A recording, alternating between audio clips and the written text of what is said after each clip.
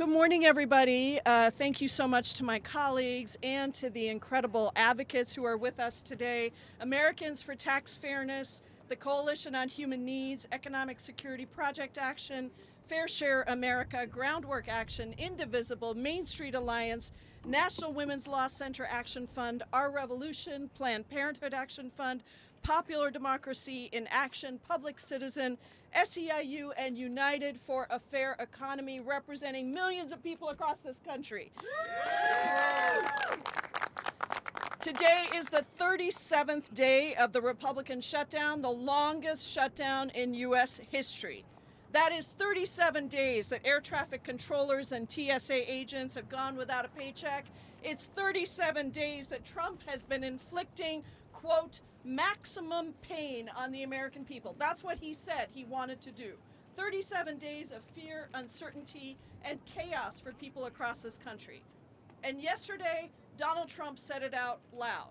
The American people blame Republicans, and they showed their anger and frustration at the lawlessness and the cruelty on Tuesday night.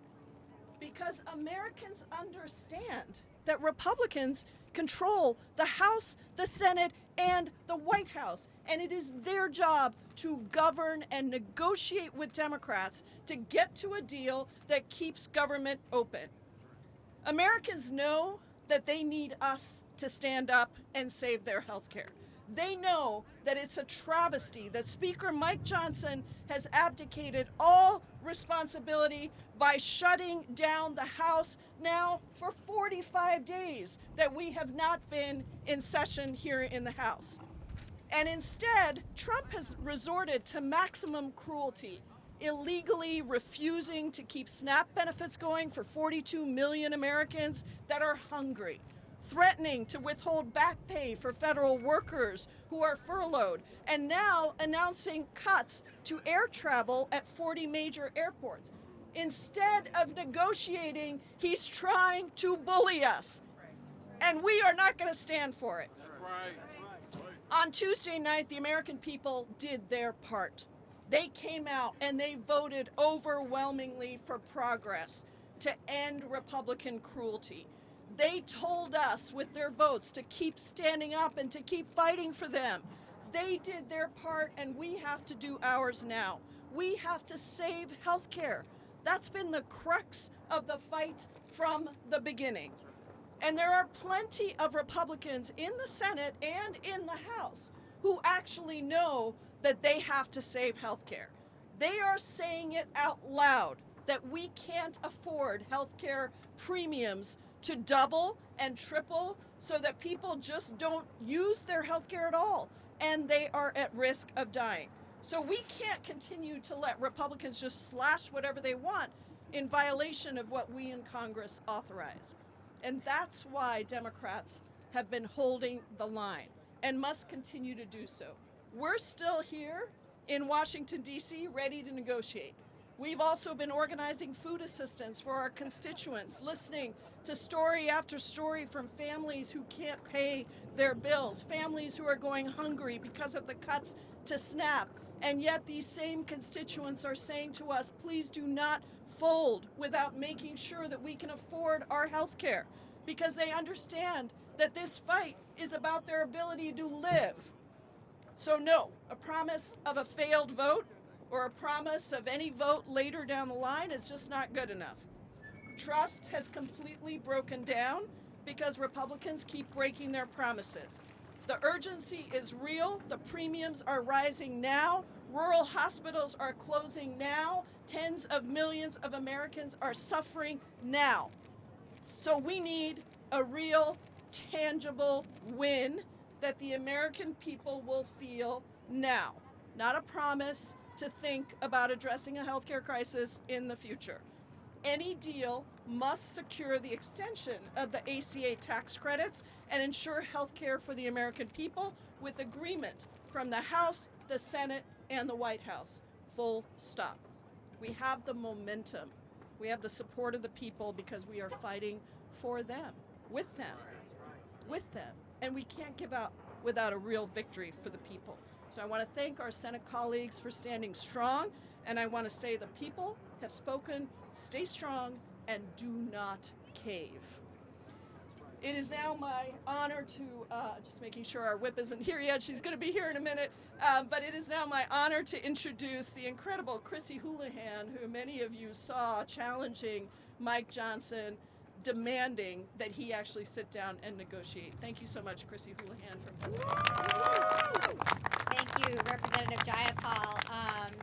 My name is Chrissy Houlahan, and you probably don't hear me speak quite as forcefully as I did yesterday, but I come from just up the road, a purple district in Pennsylvania, just outside of Philadelphia, that has just as many Republicans as Democrats in it. Those who know me understand that I am pragmatic, I'm typically cool-headed, and I'm typically quite collegial.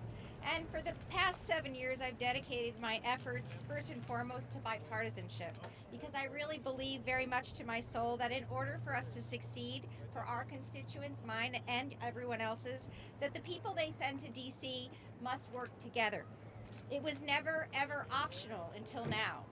Legislating that really creative process requires that we work across the aisle. It requires that we reach across every single divide and that we navigate every disagreement to negotiate the very best possible available optimal solution for all of the American people. Is this a perfect system? Clearly it is not. Sometimes, in fact most times, the results aren't exactly what anybody wanted completely, but that's the messy reality of our democracy. It's a treasured process, and every single member of the Congress has promised, indeed taken an oath, to protect that process. Negotiation is a tool that Congress has deployed since America's founding, but right now, inexplicably in my opinion, the Republicans have refused to engage in it. And it's that stubborn refusal that is having catastrophic and life-threatening consequences. For the first time ever in my service here, Republicans have gone radio silent, which is in fact why with Mike Johnson in our current most recent exchange, and I like to think of it as a dialogue more than a confrontation, at his press conference yesterday, he reminded me and the American people that he has literally not sat down and talked to Democratic leaders since before the shutdown. Before the shutdown, now on day 37. I reminded him that I have his phone number, I have Hakeem's phone number and Senator Schumer's phone number, and I'm happy to share that with him if for some reason he has a new phone. He and my Republican colleagues have done this radio silence apparently at the direction of their leadership. So instead of working with us, they are literally refusing our calls and refusing our asks for meetings, choosing instead to spend their time gaslighting the American public and creating and sowing even more division. They refuse to sit down with us, and they refuse to tell the American public the truth. They are lying to us about the One Big Beautiful Bill and its draconian cuts. They are lying about employment and inflation figures and our stuttering and shuddering economy. They are lying about the actual price of gasoline and groceries and so much more. So it is really past time to bring both parties together and to negotiate an end to this shutdown. But there are things that we need to be able to negotiate that shutdown. We require a deal that actually addresses the healthcare crisis. Not that promises to think about addressing it down the road in 2 weeks with concepts of a plan. Sadly, at this point in time, even I say it's impossible to trust our Republican colleagues to honor their promises and their obligations because they have become unreliable narrators of facts. Each day of this shutdown has been brutal for our country, but Democrats have been here all along, and we're still here. We're still here to protect the health care for every American, and we're still here to protect our very democracy itself. So as I said, we will meet Speaker Johnson anywhere. I will meet with him anywhere. I left a message with his scheduler, and I'm happy to put him in touch with Leader Jeffries if he somehow has lost that number. I'm a fan of the Dr. Seuss and children's literature. In a house with a mouse and a roof and a car, I will meet him anywhere. I will eat green eggs and ham anywhere. So let me be clear, our votes and our position will not change. The healthcare crisis facing Americans must be addressed and addressed now. We are here to negotiate and to compromise now, and we ask Republicans to join us in doing the jobs that the American people have sent all of us here to do. Thank you very much for the opportunity to join you. I now get the opportunity to introduce the astounding, esteemed Whip, Catherine Clark. Oh my goodness, thank you, Chrissy Houlahan. We appreciate your dialogue with the speaker and the gentle reminder. And I am so grateful to Congresswoman Jayapal, to President Verrett, for bringing us together, and to all my colleagues from both sides of the Capitol. Thank you for showing up. Thank you for being in this fight. Republicans are hiding out when they should be here governing. But these leaders behind me, the leaders in our Democratic caucus, are fighting every day for a budget and a country that is worthy of our children. I really don't want to lose sight, and as all the speakers have pointed out, of what's really at stake. And with so many people that the Republicans are going after, American people, in honor of our retiring Speaker, Nancy Pelosi, I want us to think about the children of this country and the impact of them. It is children who are being asked to give up meals. It is children who are being asked to give up health care just to pay for the billionaire tax cuts. 13 million kids in this country don't get enough to eat. And what do the Republicans do? First, in the spring, they defunded food banks. They canceled thousands of shipments, 94 million pounds of food. Then they passed their budget and voted to cut SNAP by $186 billion. And then they went after even more. They withheld billions in SNAP funding. They weaponized hunger in this country. Money that was already appropriated by Congress to feed hungry people. They are using their hunger as a political weapon, taking food away from people so they can take away their health care too. Think about that. Think about that. They want to kick 1 million children off of Medicaid. They want to hike ACA premiums on another million. Their entire agenda is immoral. It's insidious, destructive to the very people they were sent to Congress to represent. Republicans need to stop with the excuses and listen to their own constituents.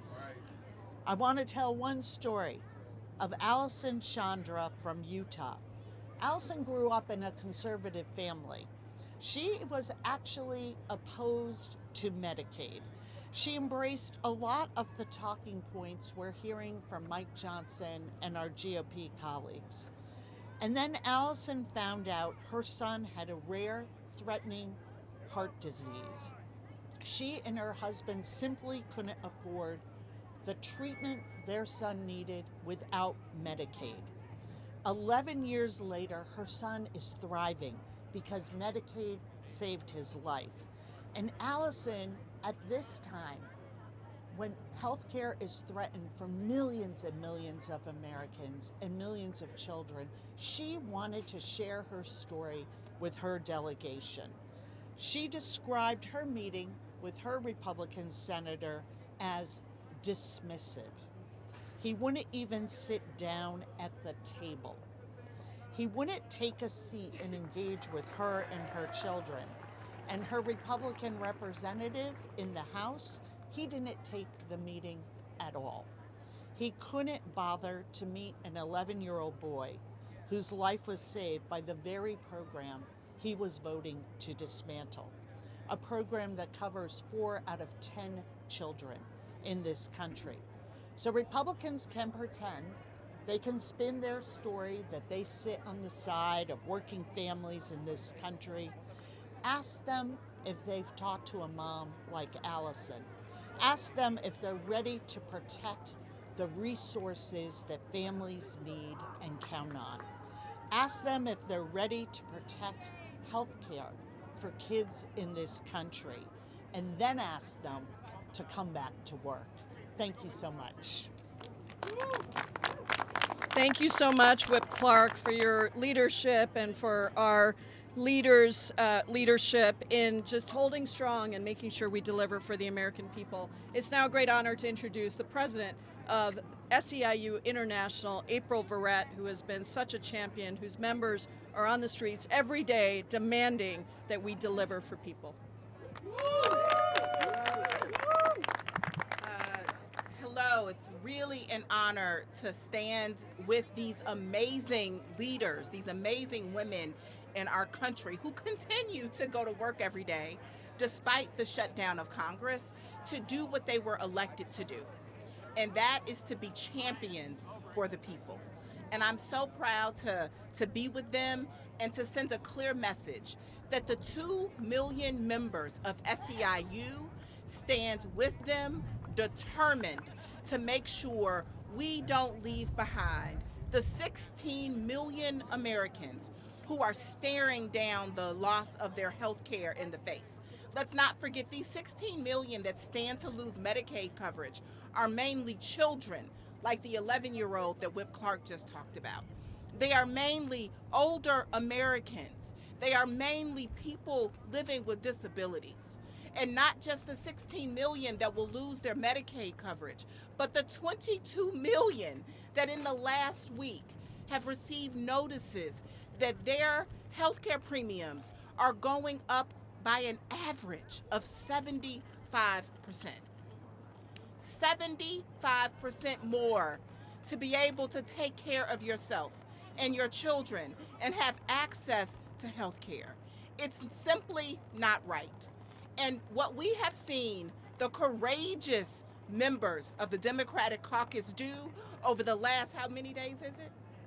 37 long days, say we will not be bullied, we will not bow down, we will not bend a knee, because they are here for the 16 million and the 22 million and millions of others who will not be sacrificed at the altar of Donald Trump. They will not be sacrificed at the altar of billionaires who don't need another dollar, but who can't seem to accumulate enough of them. And so we are determined to say, stick with this fight, because righteousness, morality is on our side. Yes. We are doing the work we are called to do to stand with and for the people of this country. And we sent a real loud and clear message on Tuesday. That's right. This is our country. This is our democracy. And you gotta come see us. Yes. You gotta come see us. And so thank you all for being here today to help us send this message. Republicans, show up. Do your job. Protect people, right? Everyone that is elected has a constituent in their district that is being sacrificed in this moment. And it's not okay. And so let's come together as a country and do what we know is right, but they got to show up to work first, right? And so thank you all for being here. Thank you for allowing us the space, and we stand in solidarity with all of you. And let's end this shutdown, but let's do it the right way. Thank you. Wonderful. Thank you so much to all of these incredible leaders, and we're happy to take questions for anybody, including our whip of our caucus. Yeah. Your colleagues, your progressive colleagues, AOC and Bernie Sanders, have recently talked about how the establishment and the old guard have been undercutting the future of the Democratic Party, the younger generation. On the heels of Nancy Pelosi announcing that she's retiring, should other members of the old guard, perhaps like Leader Schumer, step aside as well? We're really focused on ending the shutdown and preserving healthcare, and I'm happy to talk to you about that later. But the reality is we've got something really critical that is happening right now. People across this country are hungry, and we need to make sure that we are continuing to stand strong, as the House Democratic Caucus has been doing, as the Senate Democratic Caucus has been doing, and we want to continue that, because I think Trump said it perfectly on yesterday. He said that the American people understand who's responsible for this crisis. So let's end it by negotiating and getting a deal that preserves health insurance premiums and the ability to cancel all these cuts to make sure that we are actually working for the American people. It sounded like the SNAP payments will probably be reduced and delayed following the court's orders to fund the benefits through the USDA contingency fund. Brooke Rollins is now saying it could take weeks. But isn't opening the government the best and long-term approach to the immediate crisis? And how much longer are Democrats going to hold out on refusing to pass the CR when it could just be done today? Let me be very clear about SNAP.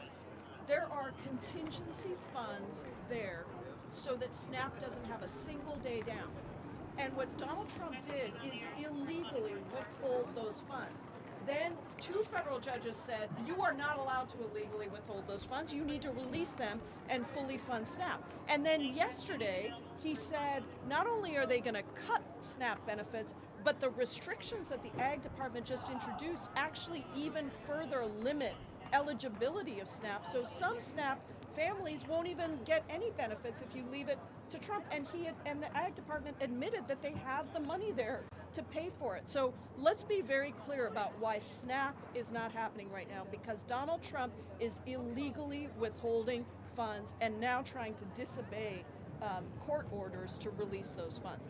That's what needs to happen on SNAP. Even the contingency funds would only fund SNAP for a couple of weeks, right? He It's not a has long-term additional solution. dollars that he can use. And by the way, he found $40 billion to send over to Argentina. He's continuing his renovations on the White House and holding lavish parties at Mar-a-Lago while people are starving. We've got the money.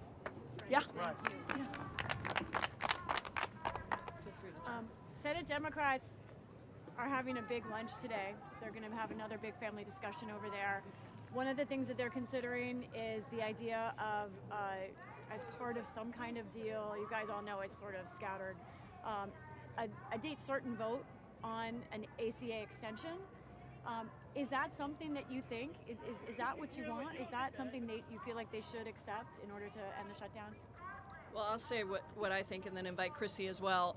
Look, a date certain on a vote that is deemed to fail is not the answer. Because, Maybe it could pass. well, why not? If it can pass, then why not do it right now? I mean, let's put it on the floor right now. There is no trust, and you know this, Lisa, because you've been watching everything that's been happening. Why on earth would we trust what they are saying? If it's so important and they know it can pass, then let's just do it right now. I co-sign. Anybody else?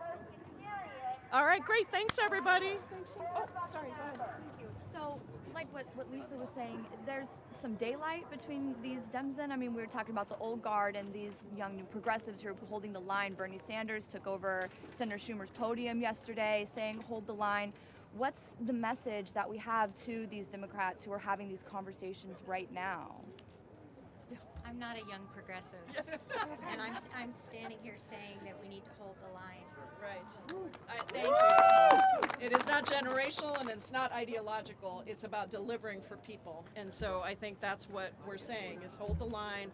And I really appreciate my colleagues who are in tough districts, because I'll tell you what, I know we have this everywhere, including federal workers who are going without their paychecks, either going to work or furloughed. They are saying to us, many of them, hold the line, because they know that if we come back without actually addressing health care, look, this is a government that fired 250,000 federal workers before the shutdown ever happened. So let's just get it done. Did you want to say? Yeah, just on the federal worker piece, my union represents 70,000 federal workers. There are obviously millions of more that I stand in solidarity with. We cannot allow this government to continue to use federal workers as a pawn. And the way that they got up yesterday and threatened, airline cuts, I just think it is despicable. They continue to use the real hardships that federal workers are facing as political folly. We're not going to be tricked. We're not going to be fooled. Fix health care, fund the government, and pay people what they go to work every single day to earn. Great. All right. Thank you, everybody. Appreciate you coming out.